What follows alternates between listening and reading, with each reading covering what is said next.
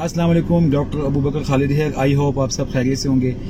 जैसा कि आप लोगों को मालूम है कि मेरा इस चैनल बनाने का मकसद आम लोगों के अंदर उनकी सेहत के बारे में शऊर पैदा करना और उनको उनके जहन में जो सवालात हैं अपनी सेहत के बारे में उनका जवाब देना।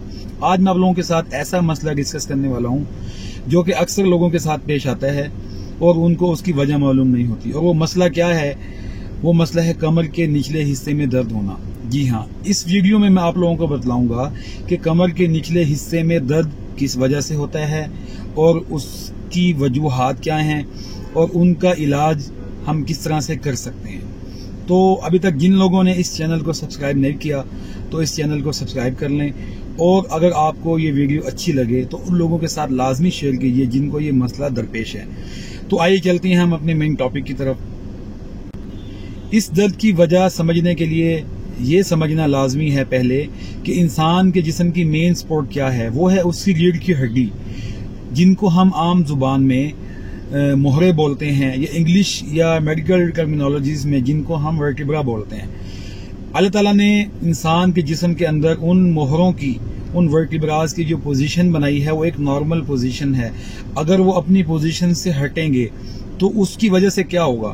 देखिए, दो वर्टिब्रास के दरमियान अल्लाह ताला ने कुदरती तौर पे कुशन रखा हुआ है और उनके दरमियान थोड़ा थोड़ा गैप छोड़ा होता है मोहरों के दरमियान, जिनके अंदर से हराम मगज से रगें निकलती हैं और उन सुराखों से निकलते हुए टांगों और हाथों की तरफ जाती हैं।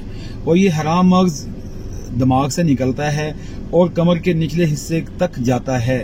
और इसी तरह ये मोहरे हैं, ये भी गर्दन से शुरू होते हैं और आपके कुल्ले की जो हड्डी जिस पे हम बैठते हैं वहां तक ये मौजूद होती हैं। जब हम एबनॉर्मल पोस्चर में बैठते हैं या उनकी मोहरों की पोजीशन गलत हो जाती है या हम गलत तरीके से वजन उठा लेते हैं या हम कोई उनको चोट लग जाए, कोई ट्रॉमा हो जाए, कोई झटका लग जाए, ऐसा झटका लग जाए कि वो मोहरे अपनी नॉर्मल पोजीशन से हट जाएं, उसकी वजह से क्या होता है? एक तो कुशन्स वहां से स्लिप हो जाता है और या फिर उस कुशन्स को झटका लगता है जिसकी वजह से वहां पे सोजिश स्टार्ट हो जाती है, या फिर वो जो रगें निकल रही हैं वहां से उन पे दबाव आना शुरू हो जाता है जिसकी वजह से ये दर्द शुरू होता है। अब ये नॉर्मल पोजीशन ऑफ स्पाइन या वर्टिब्रा ये कैसे डिस्टर्ब होती है, इसकी वजूहात समझ लेना लाजमी है। मैं इस वीडियो में हरगिज उन बीमारियों की बात नहीं कर रहा जिन बीमारियों में ये दर्द होता है, और वो उनकी वजूहात जो इस वीडियो में मैं बताने वाला हूँ वो नहीं है। उनकी वजूहात वो बहुत सारी हैं, जिनमें हड्डी की टीबी हो सकती है, शुगर हो सकती है, या इसके अलावा और भी प्रॉब्लम्स हो सकते हैं जिनके लिए ज़ाहिरी तौर पर आपने अपने डॉक्टर से कंसल्ट करना है, उस मर्ज की तशखीस करनी है, उसका इलाज करना है। इस वीडियो में मैं आप लोगों को उन वजूहात की तरफ तवज्जो दिलाना चाहता हूं जो कि हम आम तौर पर बेएहतियातियां करते हैं। वो क्या हैं? सबसे पहले उनमें है गलत तरीके से बैठना। अब मैं आप लोगों को पिक्चर्स के जरिए डिमॉन्स्ट्रेट करता हूँ, बताता हूँ कि गलत तरीके से बैठने से पहले ये समझ लें, तस्वीर में ये देख लें कि नॉर्मल बैठने से या नॉर्मल खड़े होने से स्पाइन कर्वेचर किस तरह का होता है, मोहरे किस तरतीब में होते हैं। और अब आप लोगों को नजर आ रहा होगा कि एबनॉर्मल तरीके से बैठने से या खड़े होने से या वजन उठाने से जो मोहरे हैं वो किस तरह बेतरतीबी में आ जाते हैं। इनकी बेतरतीबी होने की वजह से वो सारा मसला शुरू होता है। आपको नजर आ रहा होगा कि गलत तरीके से बैठना वो क्या है और उसके सही तरीके का बैठना वो क्या है। जी हाँ, अक्सर लोग जो ऑफिस वर्क करते हैं, बैंकर्स हैं, डॉक्टर हजरात हैं, जिनका सेडेंटरी लाइफस्टाइल है, बैठने वाला काम है, टेलर हो गए, घर में ख्वातीन होगी जिन्होंने सिलाई कढ़ाई का काम करना होता है, तो उनका जो बैठने का तरीका होता है वो इस तरह गलत होता है। इस गलत तरीके के बैठने की वजह से प्रेशर आता है, कुशन्स में स्वेलिंग स्टार्ट हो जाती है, रगों के अंदर स्वेलिंग स्टार्ट हो जाती है और ये सारा मसला जन्म लेता है।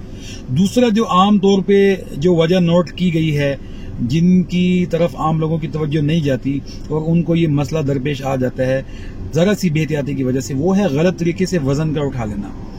अब मैं आप लोगों को डिमॉन्स्ट्रेट करता हूँ गलत तरीके से वजन उठाना किस तरह होता है और सही तरीके से वजन उठाना वो किस तरह होता है। आप देख सकते हैं कि सही तरीके से वजन उठाने में आपका जो आगे की तरफ झुकाव वो कम होता है और आप अपने नॉर्मल पोस्चर में रहते हुए वजन उठाते हैं।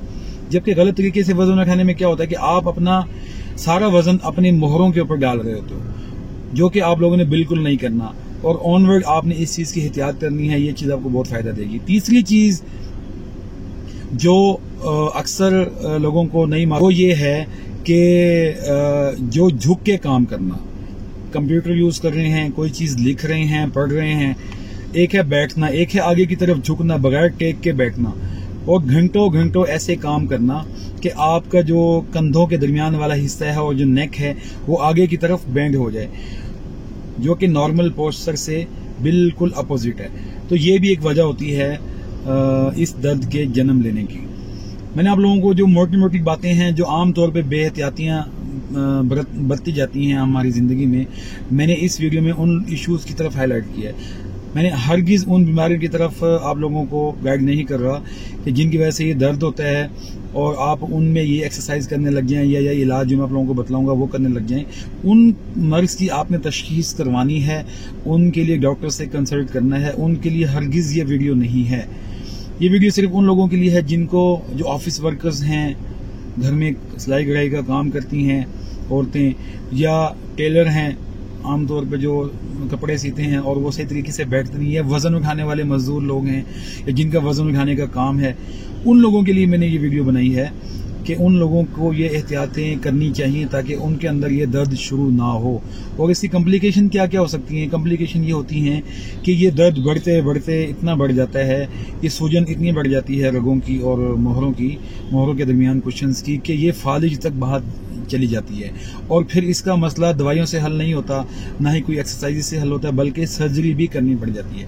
अब मैं आखिर में आप लोगों को बतलाऊंगा, जिन लोगों को ये हल्का फुल्का दर्द रहता है और ठीक नहीं होता और उनको कोई बीमारी भी लाहक नहीं है, उन लोगों को क्या करना चाहिए। उन लोगों के लिए मैं 3 एक्सरसाइज इस वीडियो में आप लोगों को बतला देता हूँ, वो आप लोगों को काफ़ी फ़ायदा देंगी। बहुत सारी एक्सरसाइज हैं, इसके लिए आप यूट्यूब पे, गूगल पे सर्च कर सकते हैं, और वो बहुत सारी एक्सरसाइजेज हैं जो कि आपके मसल्स को, बैक के मसल्स को रिलैक्स करती हैं, वर्टिब्रा को रिलैक्स करती हैं और आपको इस पेन से निजात दिला देती हैं। लेकिन जो आसान सी और हर बंदा जिनको कर सकता है आराम से, कि without any instrument, without any machine, वो मैं आप लोगों को बतला देता हूँ। आपने अपने काम से फारिग होने के बाद रात को सोने से पहले उल्टा लेटना है। उल्टा ऐसे लेटना है कि आपने अपने, जैसे मोबाइल यूज़ करते हैं, हाथों के ऊपर आपके कंधे हों, उनका बोझ आना चाहिए, आपने उल्टा लेटना है। और बेशक आप उसमें टीवी देख लें, मोबाइल यूज़ करते रहें, या आप किसी से टॉक कर लें, बात कर लें, उल्टा लेटना है और 20 मिनट, 15-20 मिनट उसी शेप में लेटना। उससे क्या होगा कि नॉर्मल पोस्चर वर्टिब्रा का दोबारा आता है और उसको आपको काफ़ी सोथिंग इफेक्ट आप लोगों को मिलता है। और उसी दूसरी चीज़ जो करनी है, उसी पोजीशन में लेटे आपने लंबे लंबे सांस लेने हैं, जिससे क्या होगा, आपकी बेली नीचे की तरफ तो इन्फ्लेट नहीं होगी, वो साइड बाय साइड इन्फ्लेट होगी, भरेगी उसके अंदर हवा, और जब वो उस साइड बाय साइड वो हवा भरेगी, जब वो फैलेगी तो मोहरों के ऊपर से वजन हट जाएगा, प्रेशर हट जाएगा, विसराज फैल जाएंगे, आपके अंदर जो जिस्म, पेट के अंदर जो मुख्तलिफ जिस्म के हिस्से हैं वो हट जाएंगे, जिनका प्रेशर मोहरों के ऊपर आया होता है। और उन प्रेशर हटने की वजह से काफ़ी आपको आराम मिलेगा, सुकून मिलेगा, और वो आपकी जो सोजिश है उसमें कमी आएगी।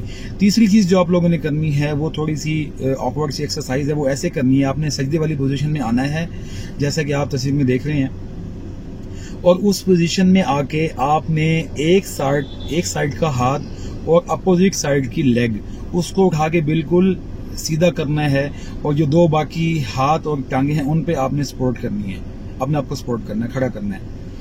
ये आपको तस्वीर में नजर आ रहा होगा। ये अमल करने के बाद इसी तरह दूसरे हाथ को, दूसरी टांग को आपने करना है सीधा, और ये अमल आपने करते रहना है 10 से 15 मिनट। ये करते रहेंगे, इससे, इन 3 एक्सरसाइजेज से आपको बहुत ही आराम मिलेगा। इसके अलावा बहुत सारी एक्सरसाइज हैं जो कि आप लोग कर सकते हैं। बेसिकली हमने मसल को स्ट्रेच करना होता है और उनको रिलैक्स करना होता है। जब हम ये रिलैक्स कर लेंगे मसल्स को, तो आपके वर्टिब्रास नॉर्मल पोजीशन में आ जाते हैं और आपको उस दर्द से निजात मिल जाती है। मैं फिर बताना चाहूँगा वीडियो के आखिर में, ये वीडियो हरगिज़ उन लोगों के लिए नहीं है जिनको बैक एक किसी बीमारी की वजह से है, जो कि शुगर भी हो सकती है, जो कि हड्डी की टीबी भी हो सकती है। इसके अलावा और भी, जैसे जिन लोगों को ट्रॉमा होता है, ये जो लोग गिर जाते हैं, उनको मोहरों पे चोट आ जाती है, तो उन लोगों के लिए भी एक्सरसाइज नहीं है। ये आम तौर पे जो बेहतियातियाँ बरती जाती हैं बैठने में, ऑफिस वर्कर्स जो हो गए, डॉक्टर्स हो गए, या जिन्होंने वजन उठाना है, या जिन्होंने फॉर एग्जांपल जिन्होंने बहुत ज़्यादा बगैर टेक के बैठना होता है सारा दिन, जैसा कि मोटरसाइकिल चलाने वाला काम हो गया, साइकिल चलाने वाला काम हो गया, या घर में जो आम तौर पे खातन काम करती हैं, उन लोगों के लिए ये वीडियो बहुत हेल्पफुल है। मुझे उम्मीद है कि ये वीडियो आप लोगों को बहुत फ़ायदा देगी, और जिन लोगों को ये मसला दरपेश है, खुदारा उन लोगों तक ये वीडियो लाजमी शेयर कीजिए ताकि उनको थोड़ी सी एहतियात करने की वजह से इतने बड़े मसले से उनको निजात मिल जाए। और अपना फीडबैक कमेंट में लाजमी शो कीजिए। अस्सलाम वालेकुम।